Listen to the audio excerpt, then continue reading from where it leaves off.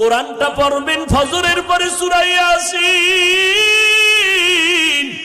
জোহরের নামাজের পরে সূরাতুর রহমান তেলাওয়াত করবেন, আসরের নামাজের পরে আম্মা ইয়াতাসাআলুন, মাগরিবের নামাজের পরে সূরা ওয়াকিয়া তেলাওয়াত করবেন, এশার নামাজের পরে সূরা মুলুক তেলাওয়াত করবেন।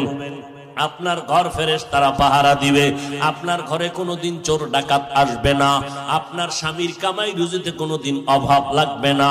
সূরা ইয়াসিনটা পড়া ভুলিয়েন না রে আম্মা জান। কপাল খারাপ, দুনিয়ার সব কিছুই শিখলেন, কোরআন পড়া শিখলেন না। আমি ছোটবেলার থেকে বলতেছিলাম, ভুলে গেছিলাম, আম্মা জান আমাদের গজল শিখাইতেন, আম্মা জান আমাদের কোরআন পড়া শিখাইছেন। ও পর্দার আড়ালের আম্মা জান, কেন কোরআন শিখলেন না রে মা?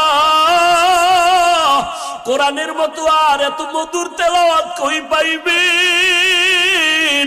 ও পর্দার আড়ালের আম্মা জান, ওই আম্মা জান আয়েশার মতো আপনারাও নারী। নবী বলেন, আয়েশা আমি কান্না করার কারণ হাসরের ময়দানের কঠিন কথা আমার মনে পড়ে গেল। আম্মা জান আয়েশা বলেন, কেমন কঠিন? নবী বলতেছেন, আয়েশা এই জমিনটা হবে কিয়ামতের মাঠ, হাসরের ময়দানে সমস্ত নারী পুরুষ উলঙ্গ আল্লাহর আদালতে দাঁড়াবে। আল্লাহ পাক গরম মেজাজ নিয়ে কুদরতের আওয়াজ দিয়ে বলবেন, লিমানিল মুলকুল ইয়াউম। আল্লাহ পাকের কুদরতের রাগান্বিত বড় আওয়াজে হাসরের ময়দানটা কেঁপে উঠবে। অপরদিকে সূর্যের গরম, আল্লাহ বলবে সূর্য যত তাপ আছে জমিনে ছেড়ে দাও। অন্যদিকে জাহান্নামের আওয়াজ, জাহান্নামের আওয়াজে হাসরের মাঠ থরথর করে কেঁপে উঠবে।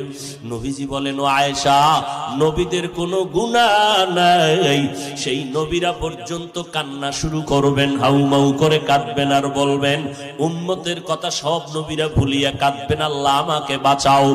আদম নবী কান্না শুরু করবেন, আল্লাহ আমারে বাঁচাও। মূসা নবী কান্না করবেন, আল বলবেন, আল্লাহ আমারে বাঁচাও। সূর্যের গরম সহ্য করা যায় না, জাহান্নামের আওয়াজ কানের মধ্যে নেওয়া যায় না। এমন এক কঠিন পরিস্থিতির মধ্যে ইব্রাহিম নবী কাঁদবেন আর বলবেন, আল্লাহ আমারে বাঁচাও। একজন নবী ও উম্মতের কথা কেউ স্মরণ করবেন না। আম্মা জান আয়েশা বলেন, নবী তখন আপনি তো দু জাহানের সরদার, রহমতের নবী, আপনি তখন কি করবেন? আম্মা জানকে নবী বলেন, ও আয়েশা ওই সময় আমি কোন উম্মতের কথা নিজের চিন্তা বাদ দিয়া আমি আল্লাহর দরবারে মাকামে মাহমুদে